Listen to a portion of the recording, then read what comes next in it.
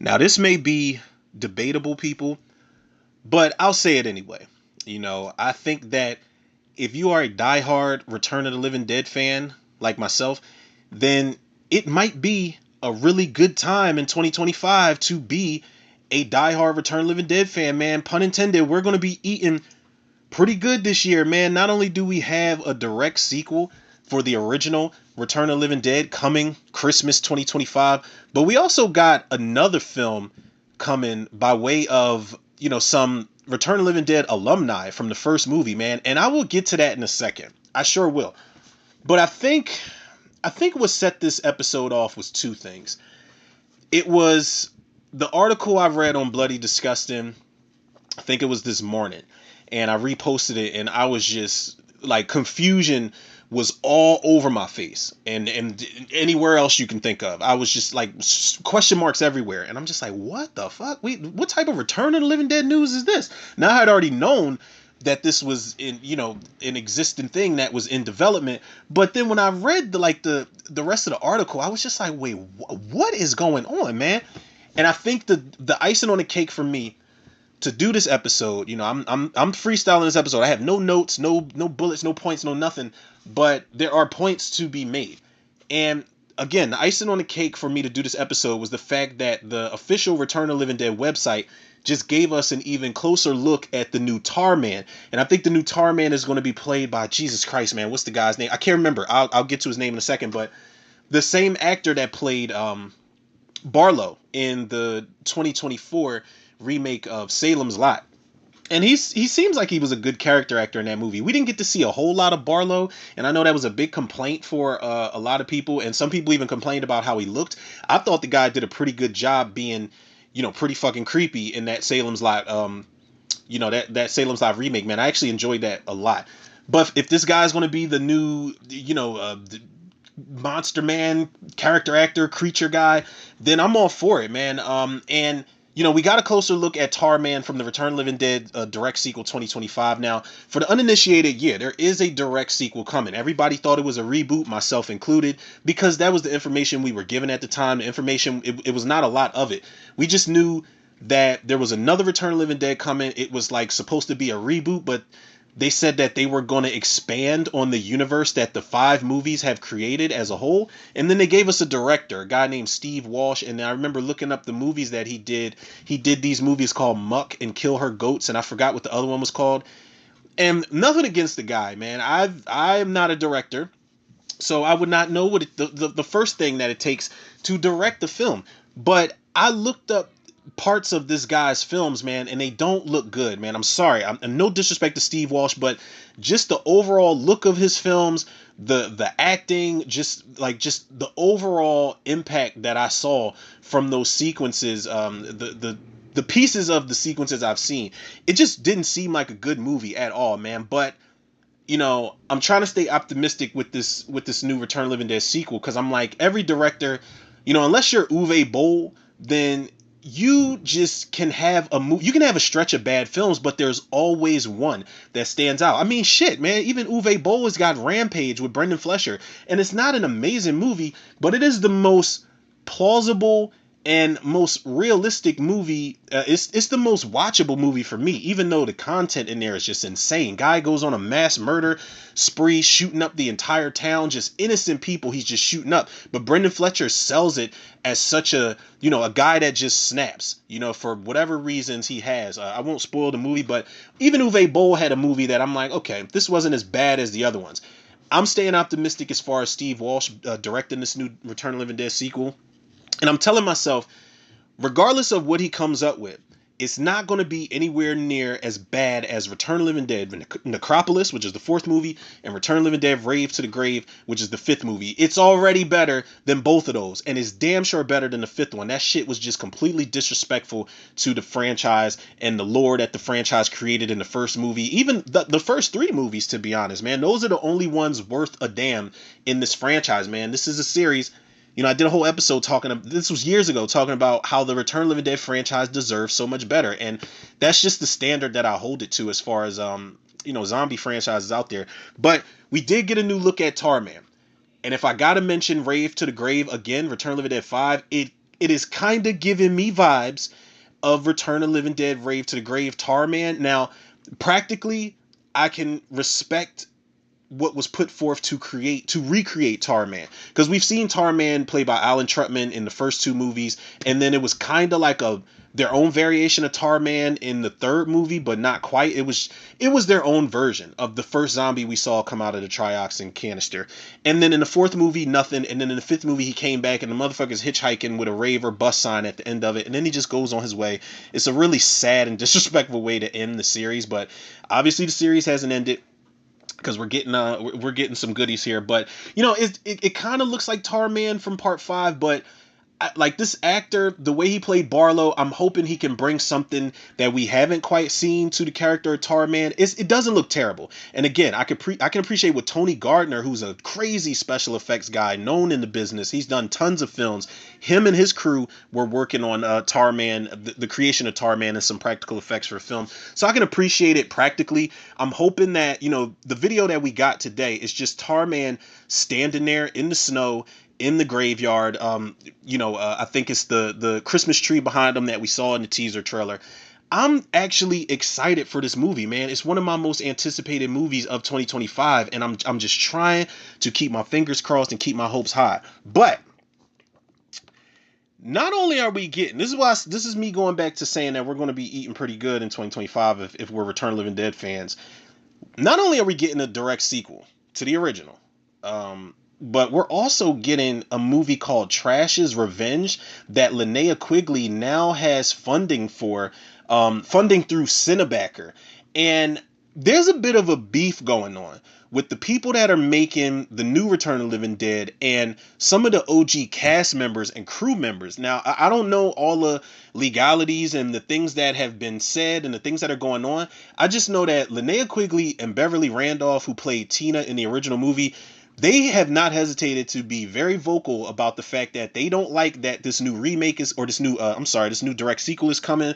They weren't contacted about it, and they don't really have the rights, and they should have been paid for this and should have been paid for that. You guys can find like their articles or their interviews online where they're talking about it. Again, I don't want to spread any misinformation or anything like that, so I won't give like direct quotes or anything, but it is something going on where they are not they're not fans of this new project that they're doing for the Return of the Living Dead. So Linnea Quigley said, fuck it, I'll just go and do my own film.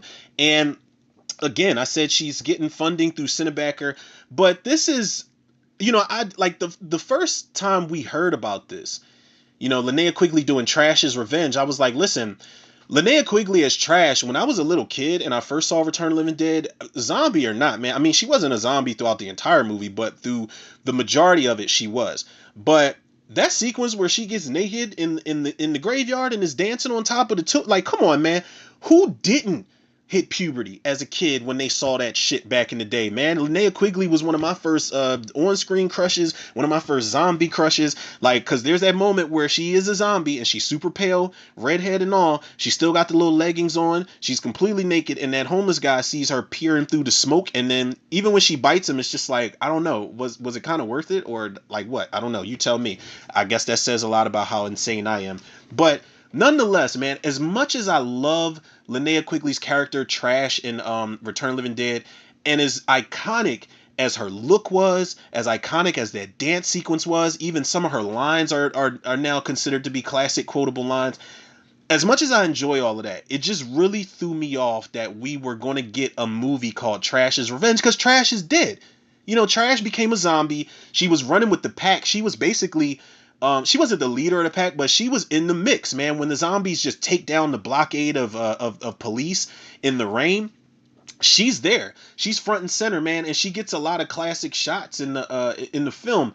But they all blew up when Colonel Glover had that missile launched, in Louisville, Kentucky. Everybody, they died pretty much. Now, I don't know if this has anything to do with the comic book, because it was a comic out that was called Revenge of the Living Dead, and apparently everybody that was in the basement, the late great Don Calfa and Jesus Christ, Beverly Randolph, they were in the attic, pretty much the crawl space in the ceiling. I don't know how they survived, but they are in the comic. Now, I haven't read it. That was another episode I did talking about it and looking through some of the pictures that they provided in the article. So I don't know if this is related to the comic book, but Linnea Quigley definitely is trying to do something meta here. And not only, she's not alone here, man. She's got Return of the Living Dead alumni coming back for this project, man. And it's like kind of surreal, but it's just kind of confusing at the same time because she's coming back in this film. Beverly Randolph, who played Tina, is a part of this film. Tom Matthews, who played Freddy, is a part of this film. Miguel Nunez, who played Spider, is a part of this film. And John Philbin, who played Chuck, is a part of this film, man. So we've got the majority of the punks coming back. Now, obviously, they're not going to get Brian Peck to come back. That motherfucker was somewhere, sniffing feet with Dan Schneider or whatever freak ass bullshit they were into. So fuck him. Let's cancel him out. Unfortunately, Mark Venturini, who played Suicide, he passed away. I'm not sure what year he passed away. I know it was sometime in the 90s, I believe, because he definitely was in that movie Mikey with Ashley Lawrence and whoever the hell else was in it. So recipe shout out to Mark Venturini. He also was in Jesus Christ, what was it, man? It was Friday the 13th, Part 5, The New Beginning. Him and Miguel A. Nunez share those two films together. And I think that's a really nice thing to have in the horror community. But I think the only other person that they haven't mentioned is Jewel Shepard, who played Casey. And it'd be nice to get Casey back on board because she was a big character in that movie. I appreciated her a whole lot. But be that as it may, we've got these returning cast members. We've got Linnea Quigley, who is just super passionate about this project. She's getting funding for it, like I said a couple times. This is where shit gets a little weird. And it's not uncommon what I'm about to tell y'all. Because this happens. This has happened in Star Wars Rogue One. This has happened in Fast and Furious 7. This has happened in plenty of movies where actors or actresses who have passed away in real life have been brought back on screen via CGI.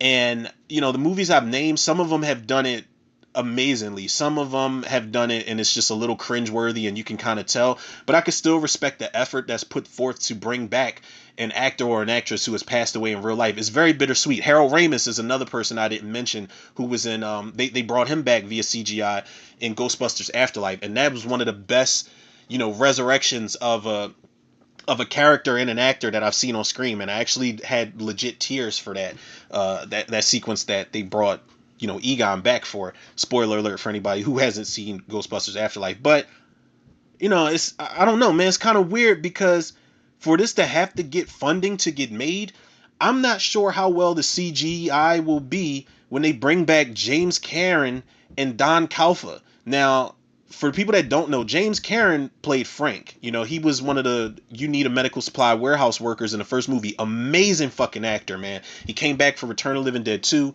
to play a different character, him and Tom Matthews. They have amazing chemistry in both of the first two movies, man. I cannot ever deny that.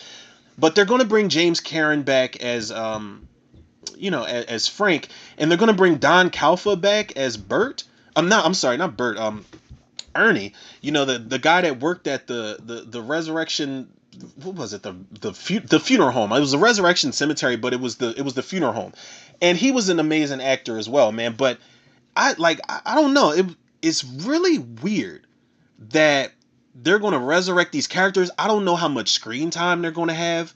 I don't know if they're going to be playing their characters. If this is meta, I really doubt it. I think that they're going to bring them back as themselves, as James Karen and Don Calfa. But I'm just wondering if the money's not already there and the funding has to go through for this to get made, how polished up is this going to look, man? I'm not sure. There's a lot of people online in the comment section who are not feeling this. I'll get to how I feel about it in a second, because y'all have to hear this premise to believe it, man. It wasn't so much James Karen and Don Calfa will be back via CGI, or Miguel Nunez, Beverly Randolph are coming back, or just the idea that Linnea Quigley's, like, all of it's throwing me off. But when I read this fucking plot synopsis, man, I'm like, I don't know what is happening, but I've got some choice words for it. Now, this is via Bloody Disgusting people. Big shout out to them. But I need y'all to strap in. Sit down, strap in, and listen to this plot synopsis for this film, Trash's Revenge. And I quote, "As the saga continues decades after the horrific events of the 1985 cult classic, Trash, the notorious punk rocker played by Linnea Quigley, finds herself trapped in a past where fame has faded. Once a rebellious icon, Trash now embraces the persona of a grotesque Norma Desmond from Sunset Boulevard, attending conventions to sign autographs while her co-stars rise to greater lengths. It doesn't stop there, people. I'm just giving y'all a little breathing room in case that was a little too much for y'all in the moment like it was for me. Now let me keep going. For Linnea, her legacy as a star of Return of the Living Dead becomes both a curse and a twisted ticket to notoriety in an industry obsessed with horror and scandal. But when a young filmmaker approaches her to make a documentary with staged reenactments from the original film to celebrate the film's 40th anniversary, Linnea sees an opportunity to reclaim her place in the spotlight no matter the cost. Y'all still with me? Stick with me now, people. Listen, I got y'all. It's one more part left. Bear with me. This is the last part of this premise, man. As the documentary delves into her past, a shocking truth emerges. Return of the Living Dead wasn't just fiction. Part of it was real. Linnea confesses that she still possesses 3 original canisters from the film hidden away in her basement. Canisters that were never revealed to the public until now. What the I'm telling y'all, man, when I read this in full, I said, what in the fucking new nightmare are y'all talking about? What is this? I don't know what the fuck they're going for in this. Obviously they said it was going to be meta, but god damn, like I'm telling y'all, man, it's that Austin Powers moment. Oh no, I've gone cross-eyed, because who the hell came up with this plot synopsis? And how much did y'all have to drink? How much did y'all have to smoke? How much did y'all have to snort? Whatever y'all had to do to come up with this, it's insane. This is okay, it's a film that Linnea Quigley's passionate about. It's a passion project. It is technically a fan film, because even though they were in the movie, they're still fans of their work. I can appreciate that as well. But this just sounds like it's fucking ridiculous. Even for a movie where, they're like, oh, Night of the Living Dead wasn't just a movie, that really happened, and we've got the bodies from the original gas leak, tucked away in these canisters in this medical supply warehouse that we snagged from the military. Like, as ridiculous as that sounds, they made it work within that first movie in a way where it was like, yo, if this really happened, we're not going to survive. Like, the government's going to call in and be like, yo, where y'all, exactly how they did at the end of the movie, where y'all at? All right, we're sending help right now. They're going to give the people those launch coordinates, and they're going to blow us the fuck up. That's exactly how it would happen in real life. They made it exist in 1985 as if it was like, damn, this really could hit the fan, and it's going to be all bad. It's going to be a hostile zombie takeover.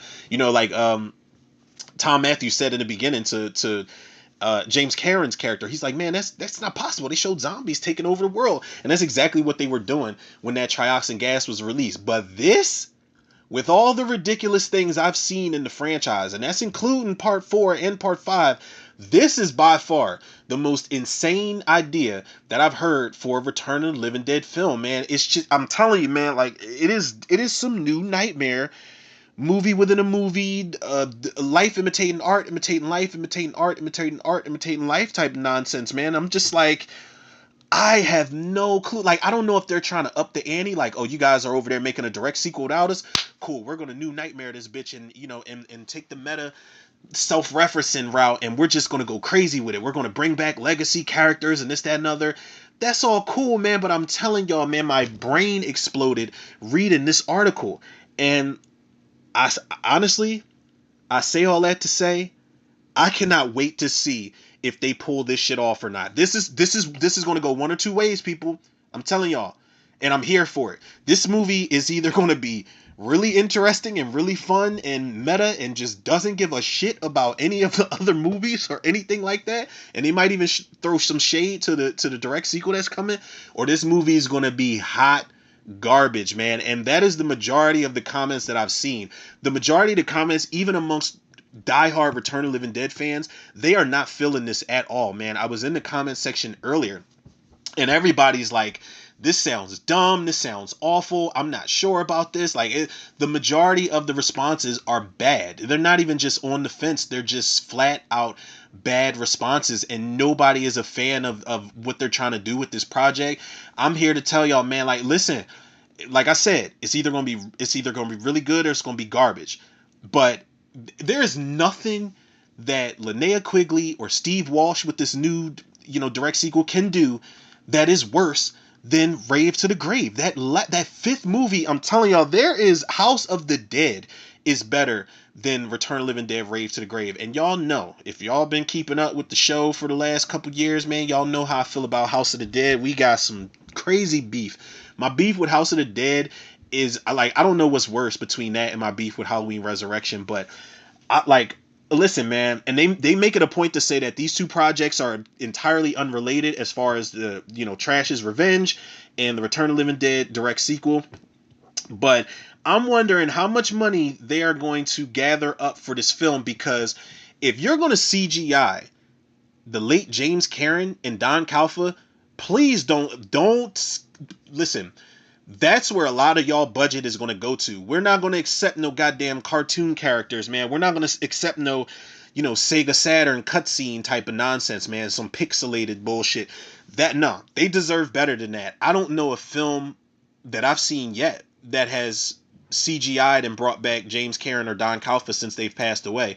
Those guys were so important to the franchise. I feel like you had your core group of characters with the punk rockers, Spider, Suicide, Trash, and the gang, and then you had your three amigos, the three OGs that were like pretty much the anchors as far as the performances go. Not to take away from anybody else's performance in the film, but I just think that Clu Gulager, I don't know if I said recipe shout out to him either, but Clu Gulager, James Karen, and Don Calfa were the anchors. They were the OGs, man. They were the old guns that it's like, okay, if shit hits the fan, we need to kind of, with the exception of James Karen's character because he was sick from breathing in the trioxin gas.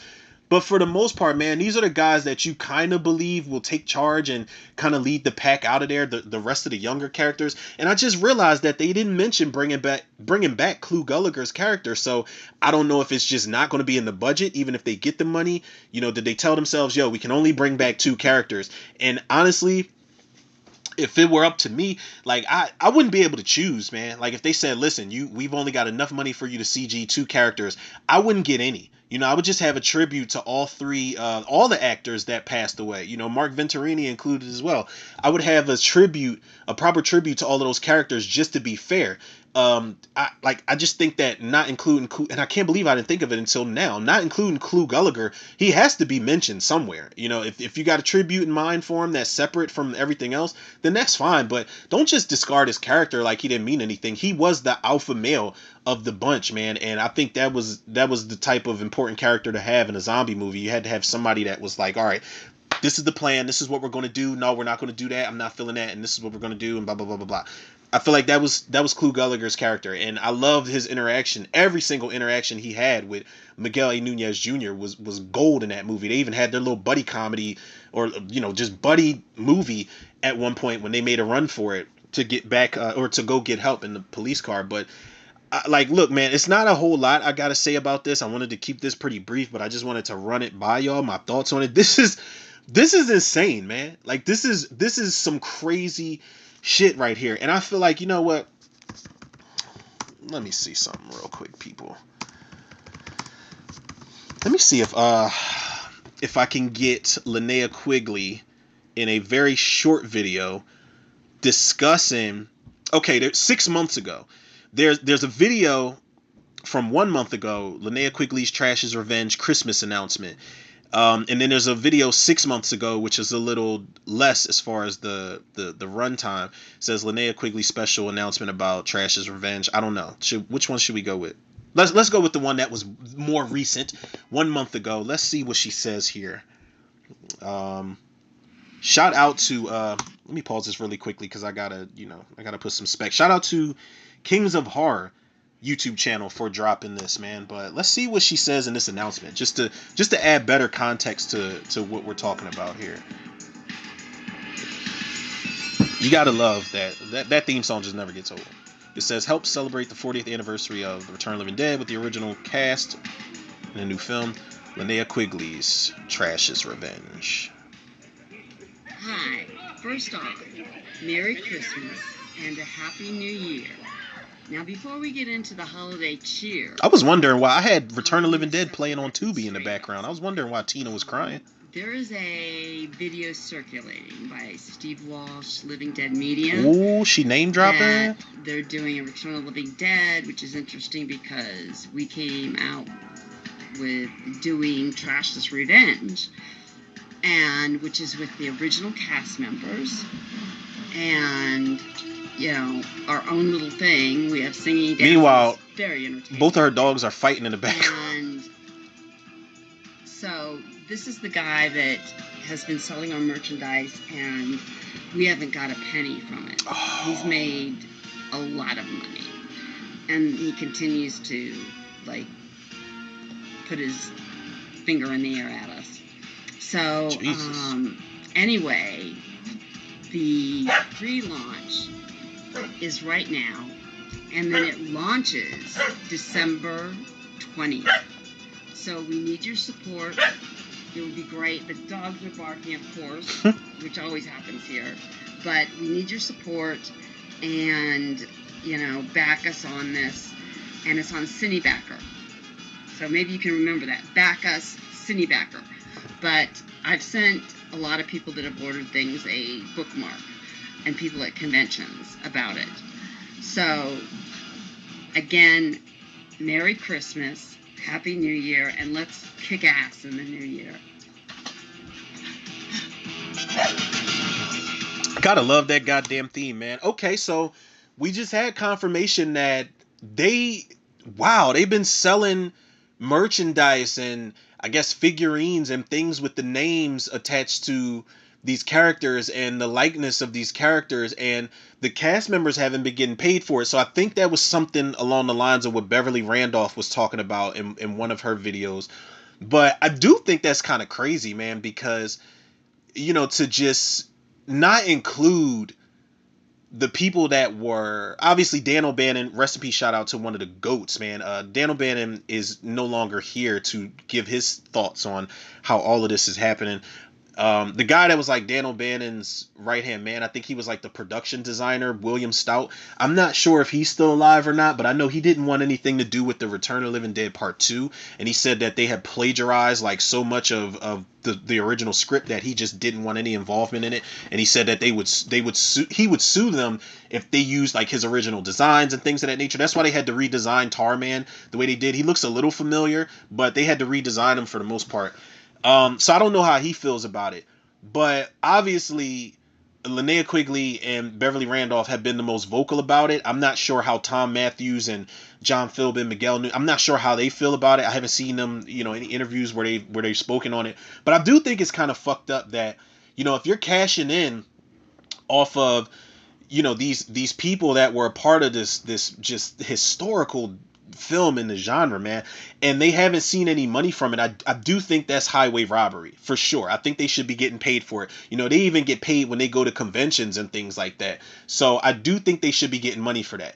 But me personally, I'm not the type of movie fan where I'm just not going to watch something because of the legalities that are involved, and because of, you know, there are fans out there like that. There are fans out there that are like, oh, they're not getting paid for it? What? I'm boycotting everything Steve Walsh does, and I'm not going to see this Return of the Living Dead movie. Nah, he's not taking money out of my motherfucking pocket, so I can't share that same sentiment. So I'm still going to see the direct sequel, and I'm going to see Trash's Revenge. My morbid curiosity for Trash's Revenge is insane. Just based off the strength that they really are going New Nightmare now. That's not a bad idea for some franchises. I just never thought it was going to be seen in a Return of the Living Dead movie. Even if it's a fan film, it's just insane. That's something, the New Nightmare treatment is something that I think the Scream franchise could use, and definitely the Halloween franchise could use. But Return of the Living Dead, man, this is a property that's just full of surprises, man. It's like everything that you get from Return of the Living Dead after that first movie can function as a standalone, man. You don't even have to see the first movie to see the rest of the sequels.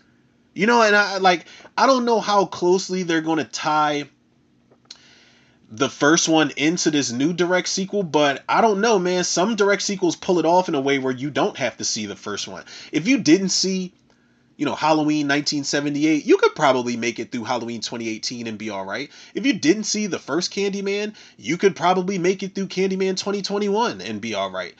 Texas Chainsaw Massacre, the same thing. But Return of the Living Dead, I'm not sure, but listen, man, this is going to be the battle of the brains, yo. Pun intended. We're going to see which one is the better of the two. Now, I'm asking everybody out there before I wrap this up, which one do y'all think? Obviously, y'all can't answer me in the moment, but like, which one do y'all think is going to be better? And I think it's hard to say. It's hard to say. We only know the words that these people are speaking about, whether it's Steve Walsh about the direct sequel, whether it's Linnea Quigley and Beverly Randolph about Trash's Revenge. We only can hear them talk about it. We haven't seen much yet. And it's really hard to judge who's more passionate about what. The fact that Linnea Quigley is rallying up original cast members, that has my heart. As ridiculous as the plot synopsis is, I love the fact that she's rallying up the cast members, because I'm not gonna lie, man. A couple weeks, not even a couple weeks ago, like last week at some point, I was watching a Return of the Living Dead Q&A, and I think it was just Tom Matthews, Linnea Quigley, and Miguel A. Nunez Jr., man. And they are like, Miguel A. Nunez Jr. alone is just the life of the party, just so energetic. But the three of them together, they really have so much love for this property, man. They could have easily just been like, man, we moved on to do a way bigger shit than Return of the Living Dead. We're not coming to conventions, but no, they still show up to show love to the fans and sign autographs and take pictures and do interviews and things like that. I've been trying to interview Miguel A. Nunez Jr. for like 2 fucking years now, but that's neither here nor there. I don't remember if I sent a DM to Linnea Quigley either to interview her. I probably did, and I think now is a better time than ever for me to try to get one of them on the show, man. I want the tea. I don't want it in a messy tabloid journalist type of way, but I want it in a more like insightful, informative way, where it's just like, what brought about this project and what can we expect from it, and how heavily involved are the returning cast members, and who's directing and who's writing, and where is it going to be shot, and things like that. Like, I don't know, man. That's a question right there. Who will I, if I do get to interview somebody involved in either of these projects, who will it be? Before these movies drop, will it be Linnea Quigley or will it be Steve Walsh? I don't know. Steve Walsh probably wouldn't even want to be on the show because I said some shit about kill her goats and muck, and I'm just being honest, man. But I think, in my defense, while I said I did not like the way that his films that I've seen have looked, I'm still being optimistic about the direct sequel. I'm being optimistic about both of them here, man. So we'll see, man. It again, I'm gonna end this off the same way I started it, man. It's a good time, for better or worse, to be a Return of the Living Dead fan out there. For a really long time, I remember I was wanting a Return of the Living Dead 4. I even started when I was a kid, man. I started writing my own version of it, or what I thought was a version of it. It was fucking terrible, and it was a lot of lines recited from the original movie. That we're not even gonna talk about that. I was a fucking kid, all right. I didn't know the first thing about writing a script or something like that. I just wrote what I thought a script would be. I was a child, man. But for the longest time, I always said, yo, we can't just end it at part 3. I mean, it's a cool trilogy, but Return of the Living Dead is something that can go on and on and on, in my personal opinion. And then we did get Necropolis, and I was super excited for it. And I remember reading, it was, I don't know if it was online or whether it was in a Fangoria magazine, and they were talking about, William Butler from Night of the Living Dead and Friday the 13th Part 7. And Texas Chainsaw Massacre 3 was a part of it. And he basically described it as skateboard punks with shotguns. Then I remember seeing Return of the Living Dead 4, and I was heartbroken, man. And I remember them shooting them back to back. And I think they aired them on Sci-Fi at the same time or in the same day or some shit like that. And I remember seeing Part 5, and I was just like, yeah, the franchise is done, man. And, for the longest, I did want a reboot. I'm not going to lie. The Return of the Living Dead, I am not one of those people that's out there like, man, you're shitting on the franchise. You ruined the original. You ruined the franchise. No, I think a remake can exist on its own. You still have the original movie to go back on. If you're a fan of the sequels, you still have those to go back on. Let a remake or a reboot be what it be and exist on its own, whether it's good, bad, middle of the road, whatever. And I I'm gonna lose a lot of people here, but thank God I'm at the end of the episode. I always wanted Rob Zombie to do it. You know, I feel like a I don't know if people consider Rob Zombie a punk rocker, but I thought that Rob Zombie could bring at least style, look, cinematography, soundtrack to a Return of the Living Dead remake, but that's obviously not going to happen. I don't know. Maybe it still can. I don't know. I'd rather he do that than Halloween 3D, because that was a, I don't know if y'all have read that script online for Halloween 3D. It was a terrible, terrible script, man. And he was, matter of fact, he didn't even write it. So I'm sitting here insinuating Rob Zombie did not write that Halloween 3D script, man. That was written by I think Todd Farmer, and Patrick Lussier was going to direct it. And I'm telling you, man, go online and read that script for Halloween 3D and go back and apologize to Rob Zombie, everybody that complained about the 2007 movie and the 2009 movie. Please read that script. But I'd rather see Rob Zombie do a Return of the Living Dead than another Halloween movie, and I like his Halloween movies, I do. But it's not going to be a reboot, man. They've made it clear that it is a direct sequel we're getting by way of Steve Walsh, and it takes place months after, like 18 months after or something, and zombies in the snow. I haven't seen Dead Snow. That I think that's a movie with like is it like Nazi zombies or something like that? I don't remember, but that's the only movie I know where zombies are in the snow, with the exception of the end of Resident Evil Retribution, where the zombies are under the snow in the ice and shit like that.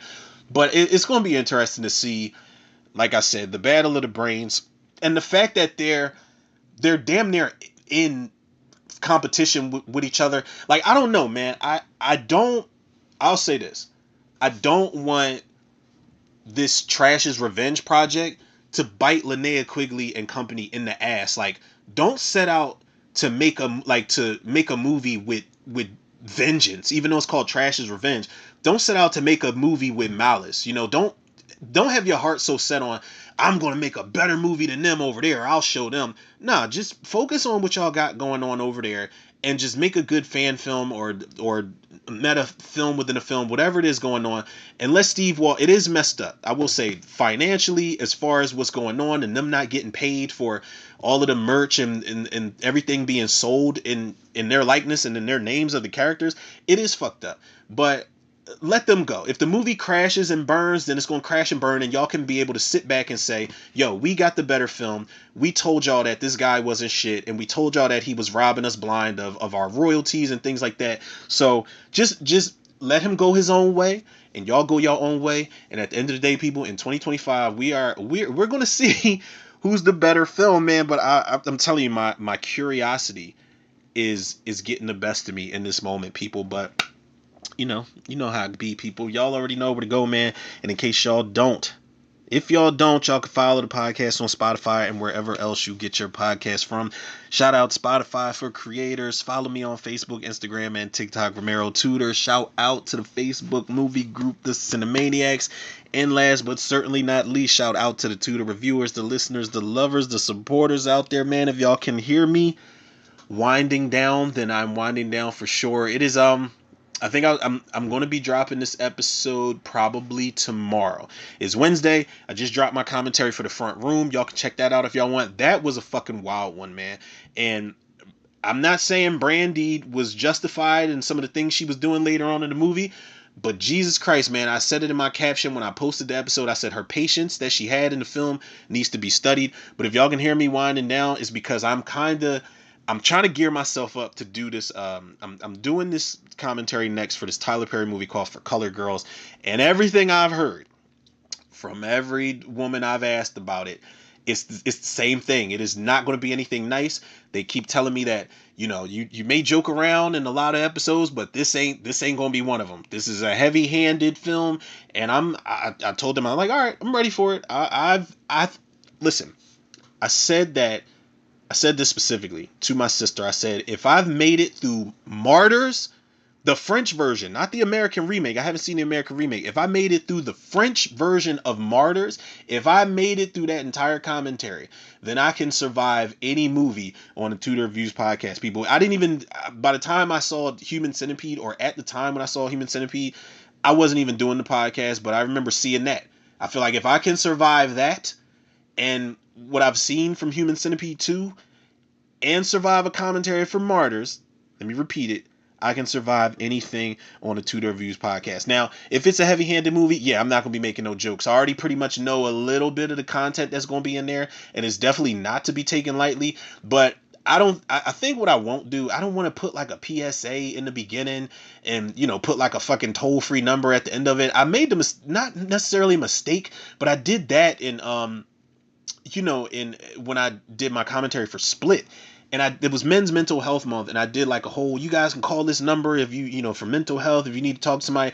I don't know how that goes podcast wise. I don't know if they can call me up and be like, yo, you didn't ask us to promote our number, so we're going to sue you for $8 billion that you don't have. I don't know. So I don't want to turn it into a Jerry's final thought moment at the end of the episode and be like, have you one of your loved ones like, I don't know. I don't know how this movie is going to make me feel, people. I just know it's a Tyler Perry movie, and we know how Tyler Perry movies get. And on a lighter note, we do have the triple six, what is it, the 688, or is it the 666 Mafia, the 6888. We have that to look forward to next month for Black History Month, man. Again, for the uninitiated, that's going to be my very last theme month, so we can just get back to doing whatever commentaries we want to do, man. We can just go freelance with it, people. But y'all already know the love and support y'all show me, I show it back to y'all tenfold and then some. So with that being said, people, yours truly, Romero Tudor, another episode of Tudor Reviews in the can. I'll check y'all on the next one.